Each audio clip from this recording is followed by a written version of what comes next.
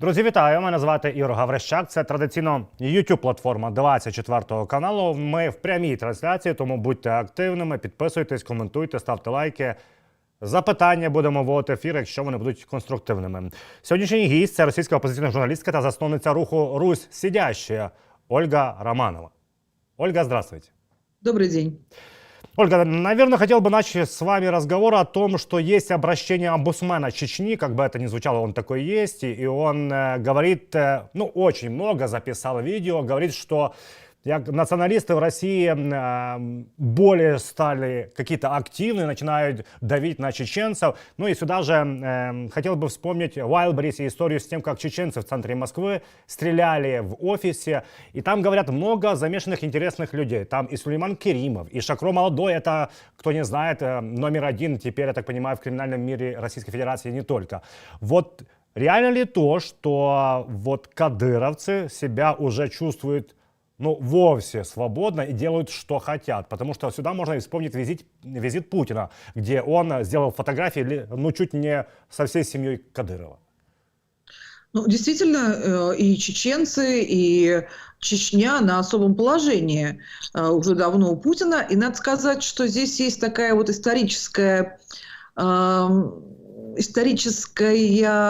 привязка и немножко анекдот такой все-таки. Знаете, когда Путин только приходил к власти, он пришел к власти, мы знаем, на этих чеченских взрывах, на 2 чеченских войнах, и погиб довольно странно его дружок Ахмад Кадыров, собственно, отец Рамзана, и довольно странно, что никто не искал никогда убийц Ахмада Кадырова, а единственный человек, которому это убийство было на руку, это, собственно, Рамзан, начальник его охраны, так же, как и сейчас Адам Кадыров, начальник охраны у папеньки.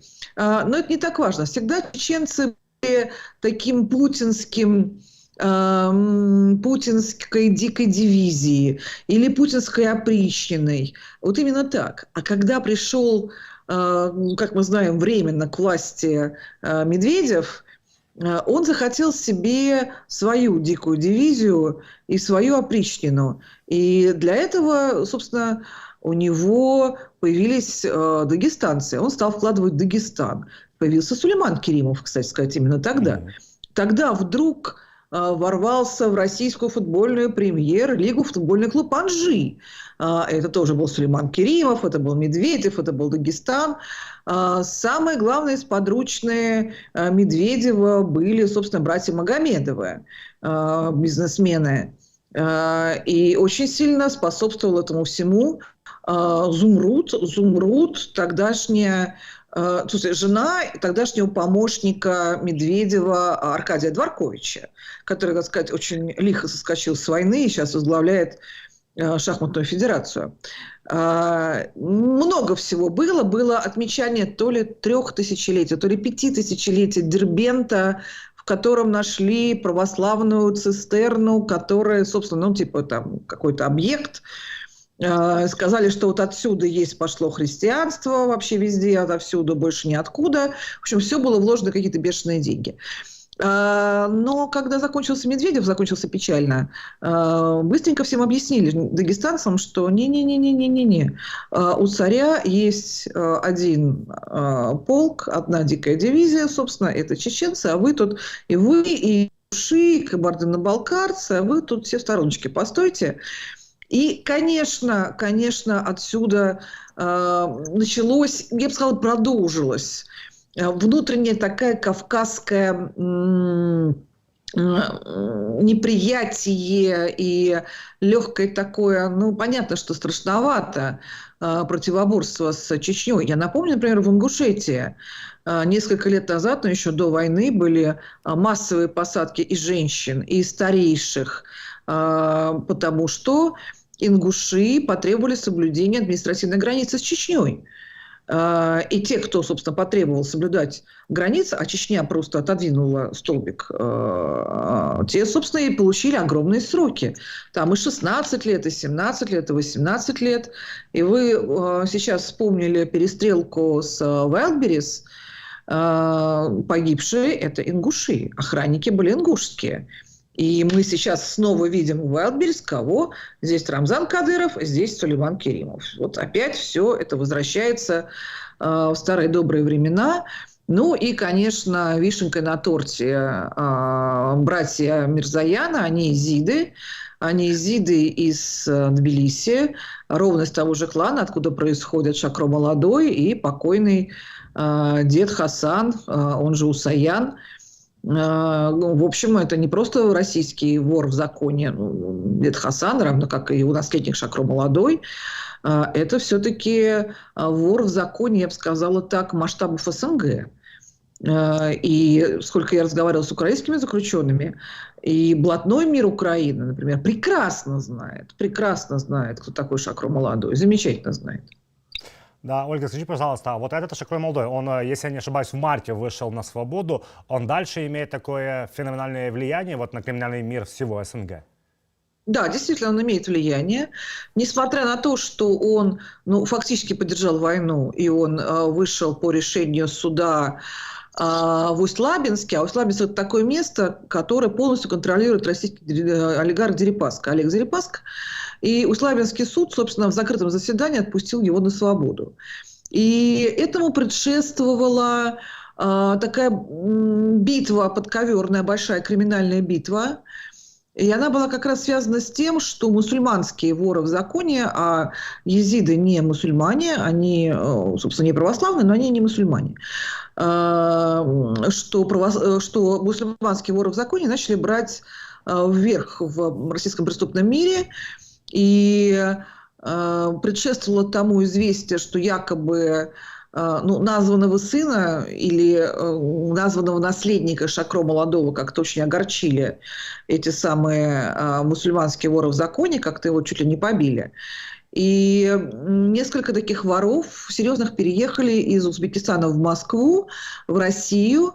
И этот переезд связывали с интересами еще одного путинского олигарха, медведевского олигарха Алишера Усманова. И было якобы решено, собственно, выпустить срочно Шакро Молодого, да, теперь выпускай Кракена. Выпустили Кракена с тем, чтобы он как бы остановил исламизацию российского преступного мира. Он остановил исламизацию российского преступного мира, да. Но тут возник Рамзан Кадыров и сказал: минуточку. Да, Ольга, а вот вы вспомнили и обозначили очень хорошо криминальный мир. С началом полномасштабного вторжения России в Украину, насколько криминальный мир в России потерял влияние или он стал еще более сильнее? Нет, российский криминальный мир, во-первых, принял войну, что на самом деле было очень неожиданно. Надо сказать, что российский криминальный мир взял паузу где-то до осени 22 года, а осень 22 года принял, и, собственно, принял это Шакро Молодой, явно было с ним переговоры. Мы знаем на сегодняшний день о гибели 12 коронованных воров в законе на войне против Украины с российской стороны.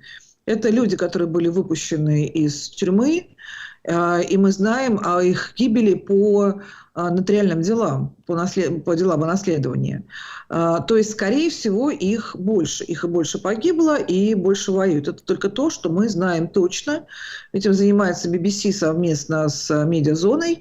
Они устанавливают погибших по открытым нотариальным делам. 12 воров в законе. Да, русский криминальный мир это принял.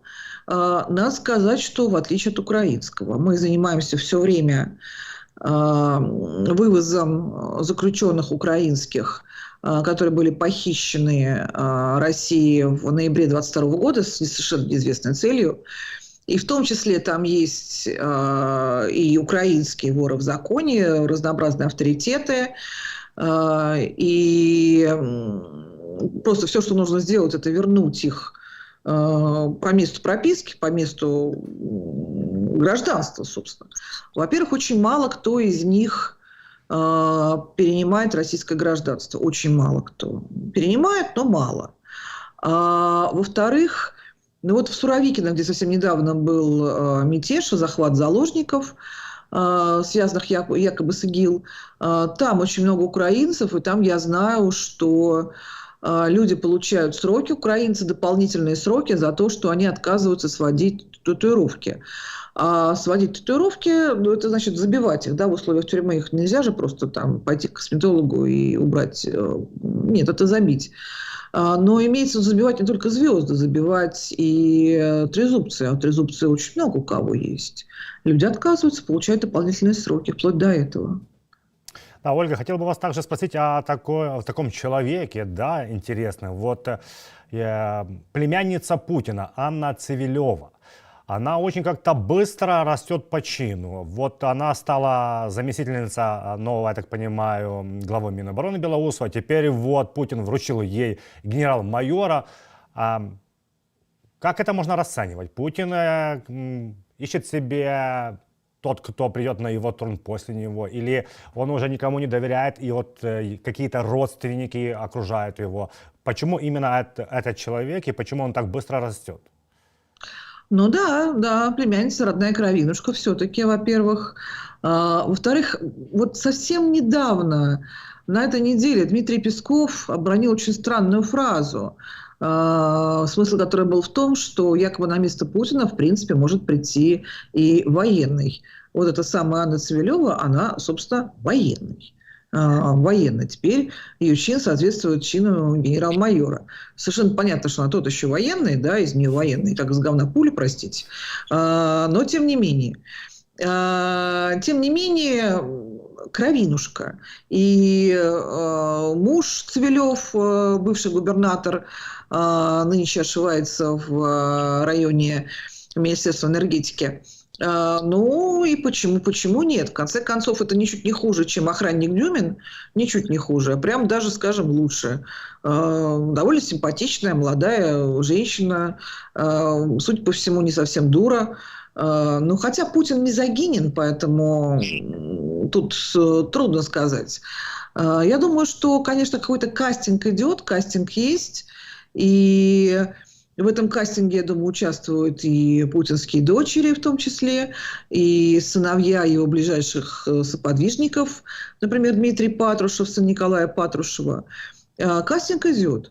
Он идет, знаете, как из-под палки. То есть Путин, в принципе, знает, что он не бессмертен, но это не точно. Кстати, как вы считаете, Ольга, может, вы знаете, как вот верхушка и сам Путин относится к тому, что там регулярно какие-то расследования выскакивают, и вот последнее, да, что его дети там тайно учатся где-то, тайно там он их постоянно скрывает. Ну и вообще, зачем скрывать, если ты регулярно выходишь за православные ценности, за семью, за то, за все, ну вот, всех он прячет. Ну, вы знаете, на этой неделе был еще один забавный случай, когда вполне себе лояльная журналистка спросила Екатерину Мизулину, младшенькую, почему она, выступая против Child Free, сама бездетная. И к этой журналистке пришли объяснять ей популярно, что с Екатериной Мизулиной так нельзя. Что ж такое, как это мелкая на Аркане, как эта мелкая могла вдруг так стать мгновенно настолько влиятельной, что даже приходят к лояльным журналистам, которые задали не те вопросы, да и тем более про это. Ну, собственно, говорят, что потому что сменила Алину Кабаеву на этом месте. Поэтому, естественно, когда человек, если это так, а я думаю, что если не это так, то что-нибудь похожее так, Путин как-то очень по-прежнему живо реагирует на девушек, мне кажется, что ну вот это, собственно, ответ на этот вопрос, потому что он никак не может определиться ни с семьей, ну, в рамках вседозволенности и в рамках отсутствия общественного порицания. Конечно, он может делать все, что хочет, он и делает. Ольга, последние подписанные указы Путиным, очевидно, указывают на то, что ему не хватает людей, чтобы воевать в Украине. Но вот этот указ, что раньше только если ты под следствием, и если у тебя есть, если ты уже сидишь за решеткой, ты можешь подписать с Минобороны контракт. Сейчас, я так понимаю, все, кто даже есть намеки на следствие, указ, да, может быстро подписать Минобороны контракт и уезжает на войну. Ну вот важная история, также провели расследование, так понимаю, или просто покопались, что за следующие 2 года Путин хочет взять на контракт с 25 по 27 год 225 тысяч человек. Якобы эти деньги заложены в бюджете. Вот меня интересно, он все пытается как-то, вот зэков, да, контракт, он реально боится оглашать какую-то вот эту частичную мобилизацию опять? Ну а зачем, когда он пока может обойтись вот этими зэками и вот силами тех, кого можно купить? Пока на него работает такая симпатичная, милая женщина. Сколько у него милых, симпатичных женщин? Страшно подумать. Эльвира Сахибзадовна Набиуллина, покуда она обеспечивает Путина деньгами, а его экономику стабильностью, война, собственно, можно быть просто куплена. Путин покупает 30 тысяч человек в месяц. Путин вербует и отправляет на войну сейчас. Поэтому 225 тысяч за 3 года, но это вообще-то это за полгода он его делает, этот план. Поэтому это не так уж и много, то, что написано в бюджете. Другое дело, что если иметь дело с заключенными, то им можно не платить. Потому что заключенные, они не входят в категорию ни контрактников, ни мобилизованных, ни призывников, ни даже добровольцев. Они просто подписывают согласие, и деньги на них тратить не нужно. Эти новые законы подписанные, они на самом деле просто подводят законодательную базу к тому, что и так уже существовало довольно давно. Еще когда Илья Яшин, российский оппозиционер, сидел в Москве в СИЗО «Медведь», это было лето 22 года, он, собственно, писал, свидетельствовал о том, что забирают и подсудимых из СИЗО. И мы все видим, участники большого пыточного иркутского дела, оно 4 года длится в Иркутске, когда были запытаны и изнасилованы сотни заключенных. И это дело, на самом деле, очень-очень тяжело идет. Но когда на скамью подсудимых попадают сотрудники ФСИН, которых в конце концов довели до этой скамьи подсудимых с большим трудом, вдруг они исчезают из скамьи подсудимых, потому что они ушли на фронт задолго до появления всех этих законов. Так что это все просто легитимизирует то, что на самом деле происходило.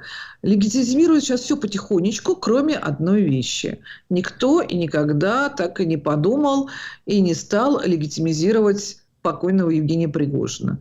То есть все эти 50 тысяч человек, которые он забрал из колоний летом и осенью 22 года, это как было незаконно, так и осталось.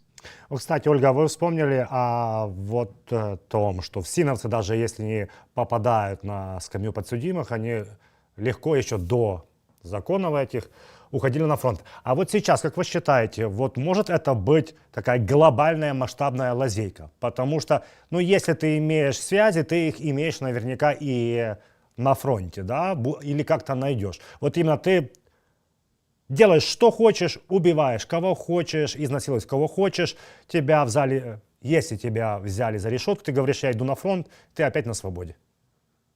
Но вы знаете, на этой неделе был самый вопиющий случай, наверное, когда человека в Петербурге, его, по-моему, зовут Клаус Ромель, что-то в этом духе,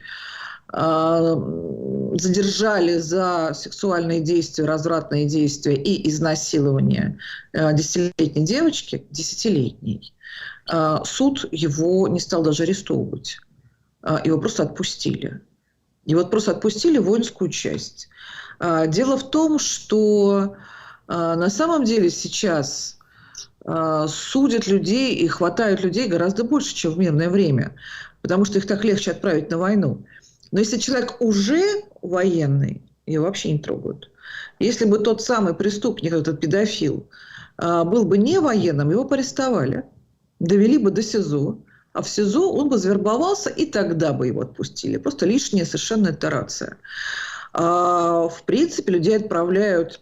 На этой неделе отправили задержанных, даже еще не доведя людей до СИЗО, одного за кражу 2 банок тушенки в магазине, одного за кражу бутылку водки в магазине и женщину в Нижнем Новгороде 50 лет за кражу, я не знаю чего, в сельмаге продуктов на сумму в 3000 рублей. То есть, представляете себе, во-первых, этот класс, да, вполне себе маргинальный, а во-вторых, вот женщина 50 лет за 3000 рублей согласилась ехать на войну и поехала.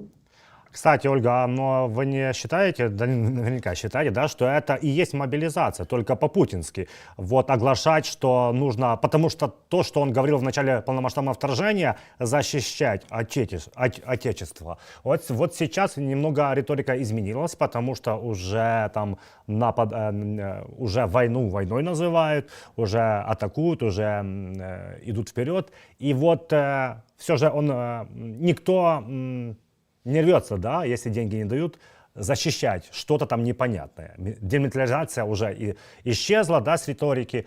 И если не оглашать мобилизацию, ты можешь просто даешь срок, если не хочешь срок, вот как вы говорите, да, 3000 рублей и идешь на фронт.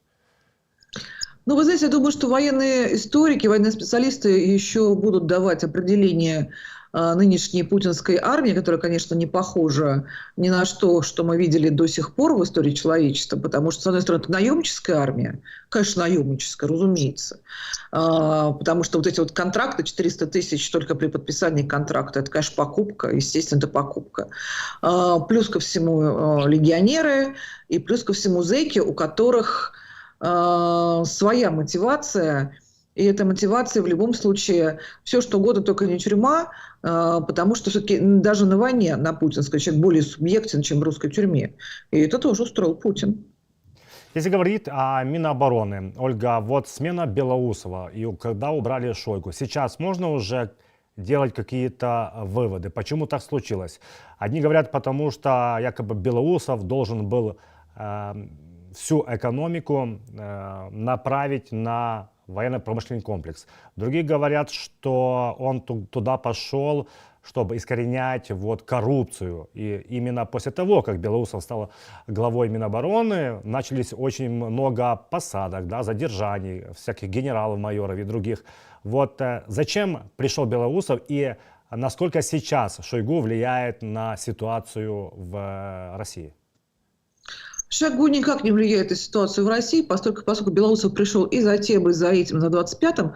Зачем пришел Белоусов, можно подложить, в общем, любую теорию, и она будет, в общем, отчасти справедлива. А вот зачем ушли Шойгу, это, конечно, гораздо интереснее.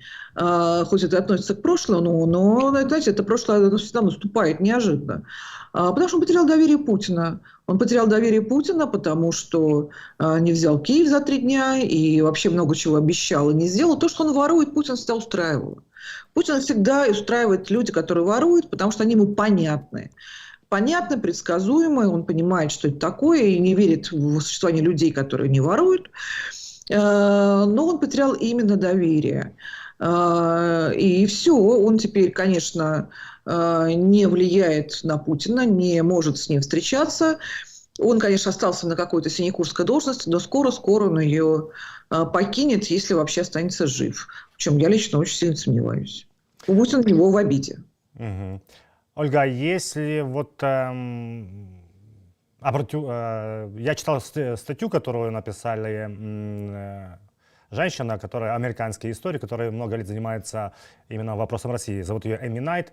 И вот она говорит, что, во-первых, окружение Путина, да, вот мы не будем называть их элитой, мне кажется, это как-то неверно, оно устало от войны. В каком понимании? Что деньги есть, влияние есть, но никуда их, кроме России, фактически нельзя использовать. Ну и мы прекрасно понимаем, что хочется где-то и на яхте покататься, и всем показать, что я могу там какой-то брендованную дорогую одежду одеть. Я к чему веду? Устали. Говорят, что окружение Путина устало от войны. Отчасти так, потому что